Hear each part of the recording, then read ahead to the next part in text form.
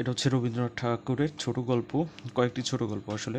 মোট উনি 119টার মতো ছোট গল্প রচনা করেছে। সেগুলো গল্পগুচ্ছ, সে, তিনি এবং হচ্ছে গল্পস্বল্প এরকমের 4টা বইয়ে আসলে সংকলন, মানে 4টা সংকলনে আসলে গল্পগুলোকে, ছোট গল্পগুলোকে সংকলিত করা হয়েছে। তা রবীন্দ্রনাথের প্রকাশিত প্রথম গল্প হচ্ছে ভিখারিনী এবং হচ্ছে আমার যেটা বলা হয় আর কি সার্থক ছোট গল্প, সেটা হচ্ছে দেনা পাওনা, এবং সর্বশেষ ছোট গল্প ছিল হচ্ছে মুসলমানের গল্প। তো এখান থেকে আমরা রবীন্দ্রনাথ ঠাকুরের কিছু ছোট গল্প মনে রাখার একটা টেকনিক শেয়ার করব।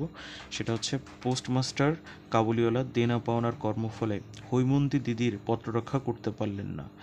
আচ্ছা, তো কী বললো? পোস্টমাস্টার কাবুলিওয়ালা দেনা পাওনার কর্মফলে হৈমন্তী দিদির পত্র রক্ষা করতে পারলেন না। এরপরে কি আছে?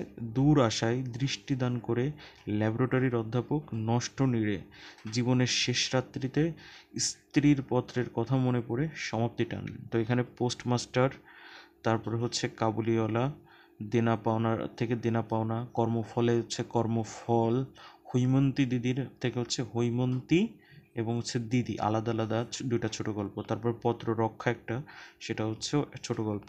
তারপরে দূর আশায়, এটা একটা ছোট গল্প।